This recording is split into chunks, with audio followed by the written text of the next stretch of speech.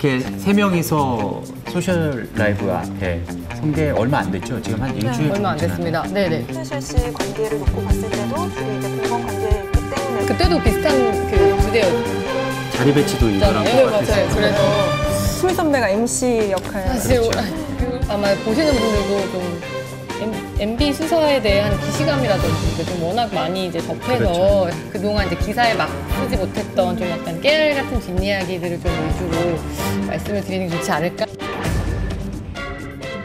소셜 라이브를 진행하겠습니다.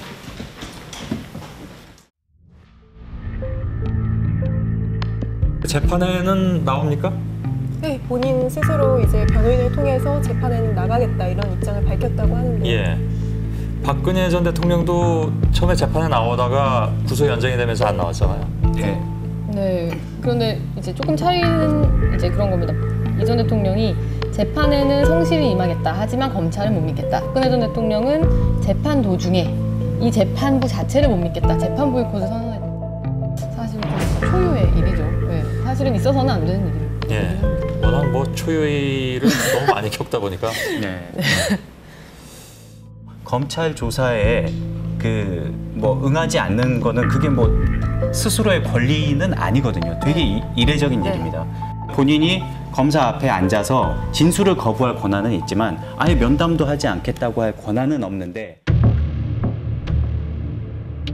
뇌물죄를 입증하기 위해서 이제 대가성이 필요한데 김소남 전 의원은 한나라당 비례공천을 이제 비례대표 공천을 받았는데 사실 비례대표라는 게 이 공천 명부에서 몇 번 순위에 있는지가 되게 중요한 겁니다. 그래서 번호 순번에 따라서 당락이 좌우되는 건데 김소남 전 의원은 이 전 대통령 지시로 좋은 번호를 받았고 그래서 나중에 실제로 공천을 받았거든요. 실제로 4억이 건네진 이후에 실제로 공천에서 특혜를 본 정황이 추가로 드러난 거죠. 네. 대보그룹이 그렇게 재계 순위가 건설사에서 높은 순위가 아닌데 이제 뭐 그 200억대 4대강 수주를 좀 해준다든지 그러니까 뇌물을 받고 나서 거기에 대한 대가는 확실하게 좀 챙겨줬던 정황들이 지금 공소장에는 좀 명확하게 나와 있는 것 같아요.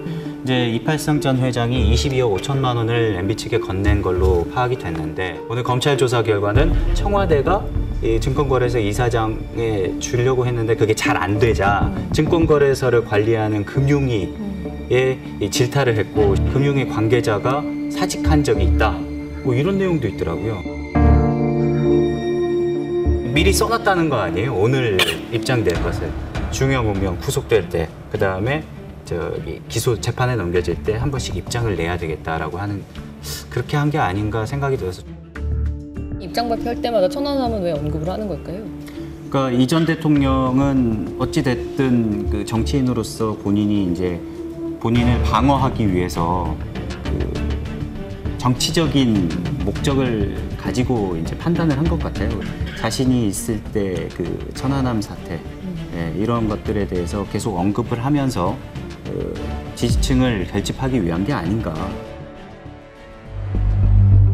참고로 아까 그 천안함에 대해서 저희의 뭐라고 해야 되죠?